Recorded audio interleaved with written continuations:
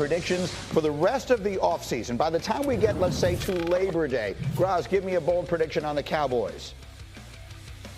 Micah Parsons will sign his extension before training camp without any drama. That's my bold prediction.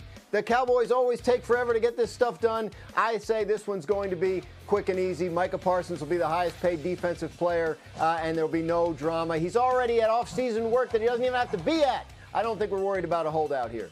They won't wait until the day of the season opener to announce the big signing this time, Graz? I don't think so. We'll see. Dominique, give me a bold prediction. Graz got too bold. Mine seems not as bold coming in after Graz saying the Cowboys would handle their business without drama, but I'll say Shedeur Sanders will be the starting quarterback for the Browns entering the season. I think that they want to know what they have in either Shedeur or Gabriel before the season is over, because there's a chance that they'll be at the top of a good quarterback draft again next year. So I think they'll move quickly to getting those guys on the field to see what type of players they will be. I love that one. Mike T, give me one. Yours, I think, is about Aaron Rodgers.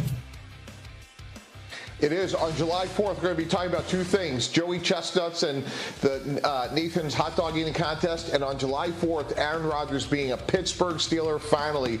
Again, Greeny, I don't think there's any way the Pittsburgh Steelers go into the season with Mason Rudolph. When they drafted Derek Harmon in the first round of the draft, I think that was another indice that at some point Rodgers is going to sign. Let's do it on July 4th. I really like the way you pluralized Joey Chestnut's name. That was fun. Jeremy Fowler, by the way, posted on Twitter, Steelers president Art Rooney II, who said on April 1st that the Steelers will, quote, wait not forever but a little while longer for Aaron Rodgers, delivered a similar line on his way out of Wednesday's owners' meetings. He said, a little while longer, I'll say the same thing. The beauty of Graziano of using phrases like a little while is it can mean anything, right? Your definition of a little while and mine could, what do you suppose is theirs?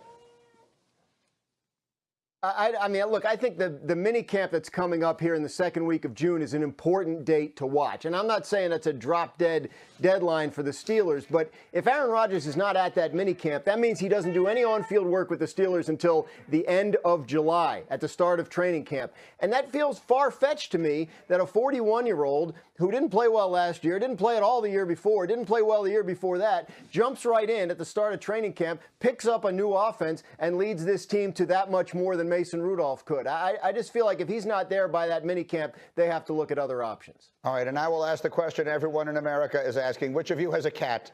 Nate, raise your hand if that was your cat. Well, I do, but he's not here. Nate, what are we hearing here? No, I mean, I think that he clearly knows more than us about what Aaron Rodgers is going to do. His guess is as good as ours. So I guess he's saying Aaron Rodgers is going to sign this week. Okay, that was the question on the screen that I like there, Tannenbaum, to finish this thing up. Are the Steelers making a mistake waiting like this? Yes, absolutely. Graz's point is extremely accurate, which is this. You need continuity. And look, they have good skill players. I think DK Metcalf's a great receiver. But if you don't have reps, it matters. And you think about Joe Burrow, Lamar Jackson, and all the reps they've had with their starters over the years, they're at a competitive disadvantage. Now, look, Arthur Smith is a good coordinator. They're certainly going to run the ball, play action. But I think they're at a massive disadvantage when you think about the years that Burrow and Lamar Jackson have had compared to presumably what an Aaron Rodgers late June signing would be. Quick take from Michael Wilbon, if I can. See the question on the screen. Are the Steelers making a mistake waiting here like this for Aaron Rodgers? They're making a mistake if they let him anywhere near their building. What are we talking about? Do people just look at actually what happens in sports? Aaron Rodgers hasn't been relevant as a quarterback in the NFL for 4 or 5 seasons. What are we talking about? The Steelers are not. The hallmark of the Pittsburgh Steelers is not stupidity. It's a smart organization that makes right moves over decades. And they're going to bring Aaron Rodgers in with all his drama into that room? Really? The Mike Tomlin we know, he's going to deal with that nonsense? What? For a guy who can't play. I'm not talking, yes, he will wear a gold jacket. He's earned it. He's not wearing it now. He's not going to play in a gold jacket. The fact that we have now spent this much time talking about Aaron damn Rodgers Memorial Day weekend is insane. Stop with Aaron Rodgers. Stop. Okay, a round of applause. Now, you're wondering why people have been watching PTI for 20 years? Exceptional. There's the answer. Jim Will's going to say, please do not invite him back. Invite back all the time. All right, guys, awesome. Have a great long weekend. To my football crew, thank you. It features, it is called Zero Fox Given, and it is where Dominique Foxworth highlights instances where folks just don't give a you-know-what. Neek, can you please tell Mr. Graziano, Mr. Tannenbaum, and myself who gave Zero Fox this week? Oh, it's the Philadelphia Eagles. They just keep winning. They're Super Bowl champs. They were the best team in football. They're still the best team in football. And they've come out with these T-shirts to talk trash, so their social media team is winning, reminding them that they won the tush-push vote at the owners' meeting. And not only did they do that on social media, they're going to make some money off of it and troll you online by not telling you to click here, but push here to get a tush-push T-shirt. I appreciate, as a cornerback, I appreciate any time people take time to talk trash, and this team deserves it, and they keep doing it in all of our faces. I agree with you. That is the way of the world today. I have zero issue with them saying that. How about Saquon Barkley saying this? In an interview that you will hear right now, Saquon Barkley putting his team's Super Bowl season into perspective. Here's what he said.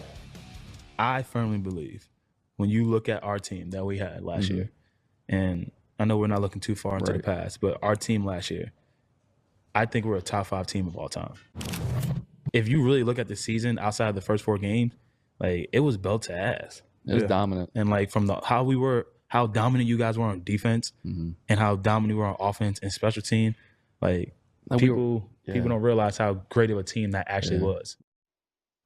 Graziano, you're my resident historian. Is there anything to be said about that? To the Eagles, were they legitimately a top 5 team all time? I would think a top 5 team of all time would have had to have the best record in the league in its season, which the Eagles didn't do. They were exceptional. I mean, there's no question about it. They were exceptional on both sides of the ball. They kicked the living you-know-what out of one of the greatest teams we've ever seen in the Super Bowl, right? The Chiefs dynasty.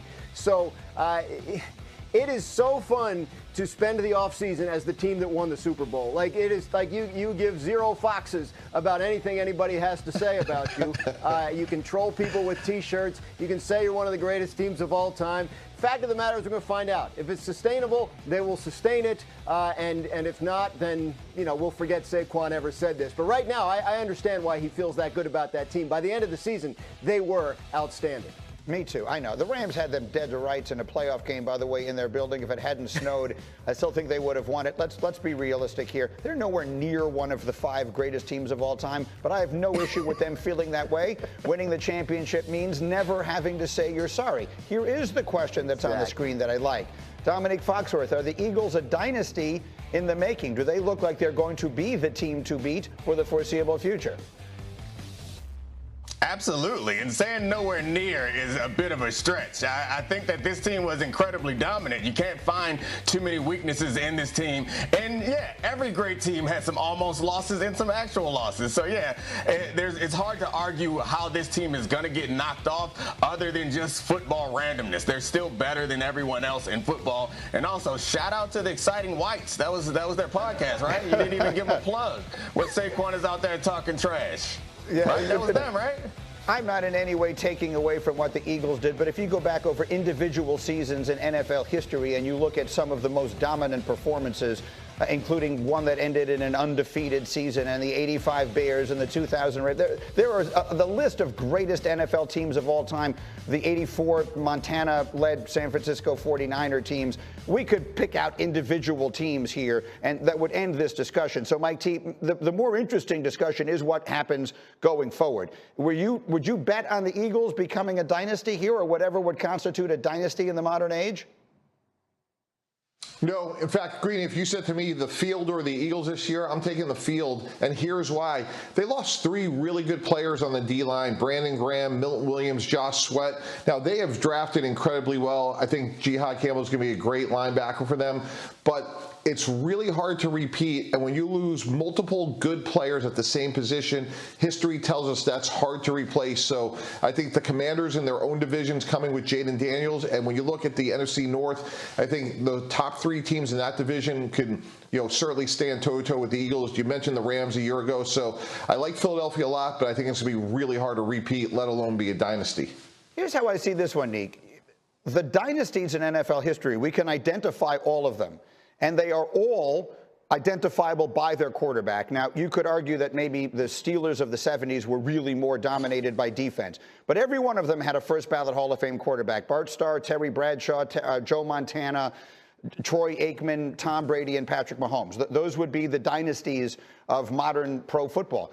Is Jalen Hurts going to ascend to that? To me, that would be the answer to the question. He has been an ascending player generally throughout his career. If he continues to do that, then I don't see any reason in the world why they can't be the team to beat for long enough that they could turn into something people could argue as a dynasty. Yeah, I completely agree with you. First of all, I'm not going to let you sneak in that Terry Bradshaw slander and assume that that was a defensive-led Steelers team. My man TB12 was balling throughout all of that run. And also, to your Jalen Hurts point, I'll point out that those quarterbacks we remember because they were great in big moments. And as critical as we all have been, including myself, of Jalen Hurts throughout the course of his career, what he's not is small in the big moments. Like, he balls out in those big games. So I'm not sure what more we can ask of him in those marquee moments, other than what he's done is put up some of the best numbers we've seen. So maybe we won't remember him as an NFL MVP, but we will remember him as a big game quarterback, which is what all those guys have been. And maybe he will become that. I mean, he's still much closer to the beginning of his career than the end. That's the point. Let's see if he continues to ascend, then I think the Eagles could be the team to beat for a long time. Meanwhile, we're approaching Memorial Day week. Xin chào các bạn nha. Ngày hôm nay mình sẽ cho các bạn cắt rán đây là miếng dưa vàng nha.